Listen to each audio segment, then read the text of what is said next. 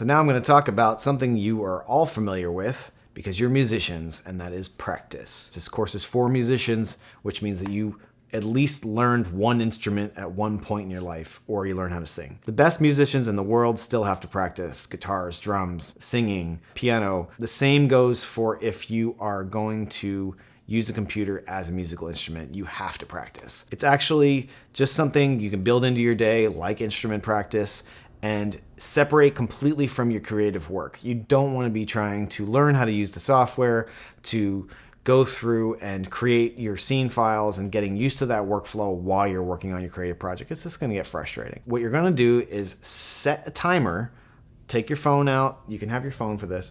Take your phone out, set your timer, say, okay, for the next 10 minutes, I'm going to practice loading up files and creating tracks and setting up some routing. So, okay, I'm going to go over here. I'm going to hit go on my start button. I'm like, okay, my shortcut commands, Alt F, or Control T, Alt F. I'm going to go in here and pick this out. I'm going to bring it up. I'm going to say, okay, I loaded this up. I'm going to hit browser. I'm going to load up a synthesizer. Let's say I'm going to load up, the CS80 and go through some presets here. I'm going to go through here. Okay, I'm going to bring up this interface. I'm going to figure out where I am and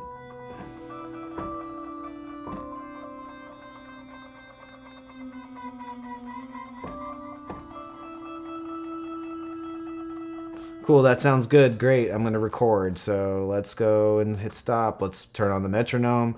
Let's hit record. It gives me my count in. I'm going to start playing.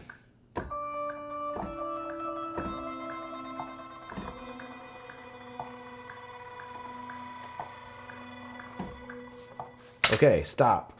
I'm going to go back and listen to that back.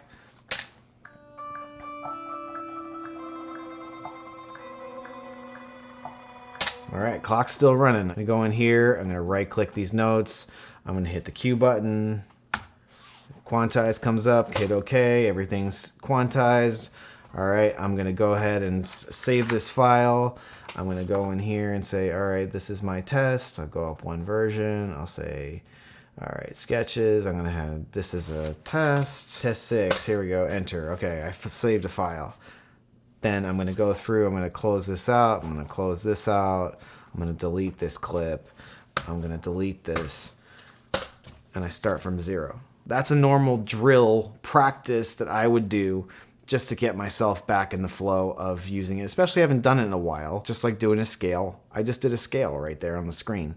Like you just saw me load an instrument, record a few notes, save that out as a file in my file system using my naming conventions.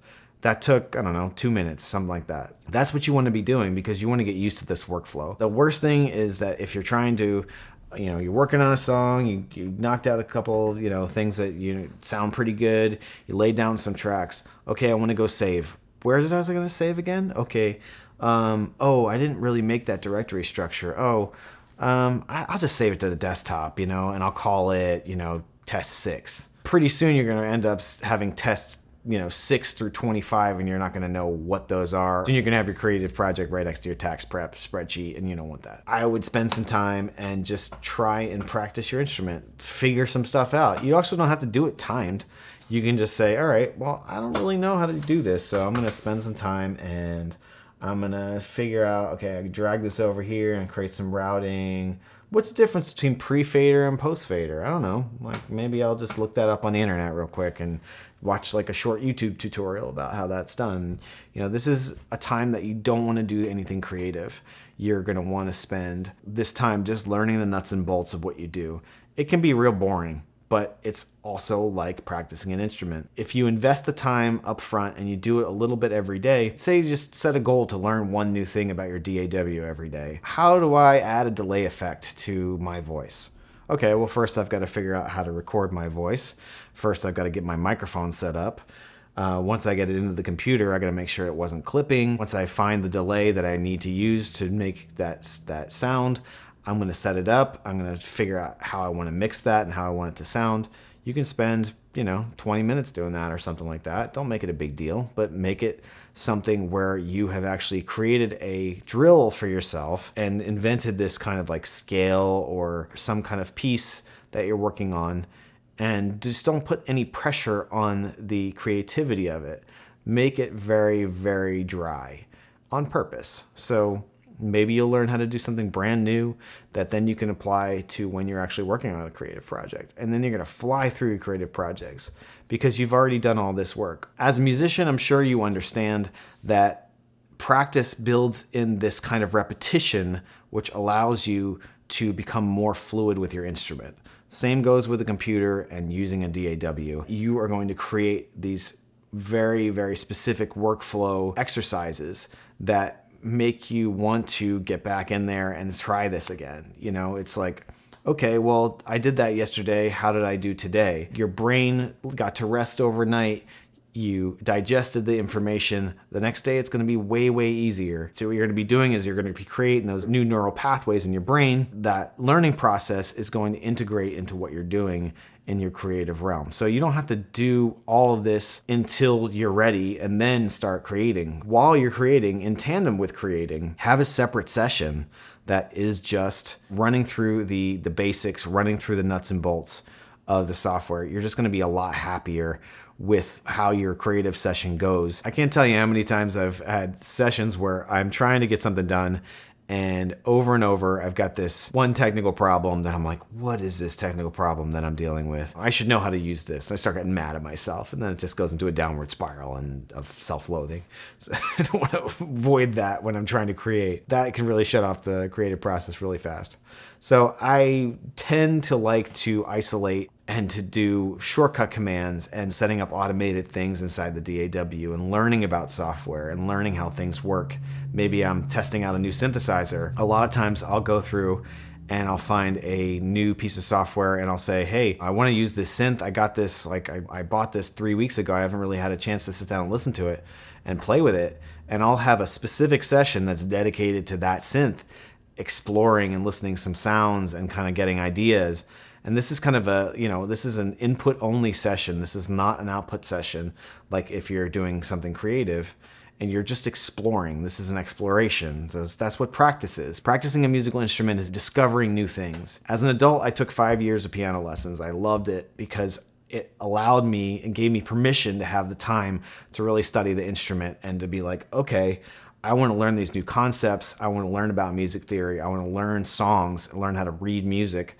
All these things were really exciting to me because I was invested in that instrument. And I'm like, if I put in the work, and you could see the results time and time again, where I would put in the work, an hour a day for 5 days. And at the end of the week, I'd be able to play something I just couldn't even get my head around at the beginning of the week. It's amazing how the human brain works and how it learns.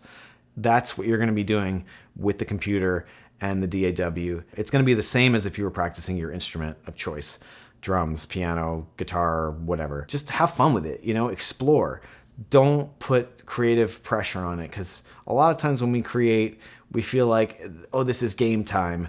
This is going to be, I have to make something, or this is my moment where I'm going to be able to make something, and I don't want any distractions. And I don't want any technical problems, but those things are just going to come at you anyway. Take the pain out of the process ahead of time. Make sure you have your head wrapped around the technical stuff and, work things out. This is a good time where you would get that list that you were making in a notes document that I was talking about earlier. You can go through those notes and say, hey, I had some trouble applying this sidechain effect. Say I want to, apply an effect in a certain way, or I wanted to try this reverb effect out. I've never used it before. I never really had the time to sit down and digest them and kind of like, okay, I'm going to apply this to this track, see what it does. That's the time to do it. Is the time to do it is your practice time. Set it up just like you would set up your creative time, but just a different style of approach. Don't try and be creative. Don't try and have an output that matters.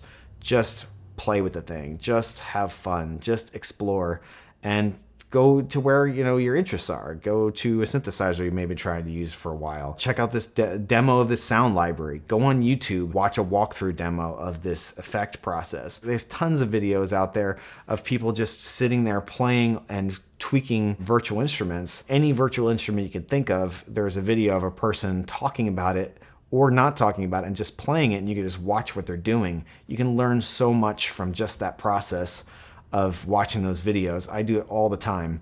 It's fascinating to watch other people use virtual instruments and use the computer software and kind of glean ideas off of their process. Also, you know, coming up with sounds and cataloging your sounds. That is a great time to do that also. It's a really great time to go through and take stock of what you have and go through a bunch of presets and say, hey, that preset, I could use that for something, you know? Put a star on it and move down the list and see where you can go with it. What you're doing is you're creating a library of information, a body of knowledge that you are going to have at your fingertips when the time comes to create. You're going to get in there and it's just going to flow, and you're going to be glad that you spent the time to practice the instrument.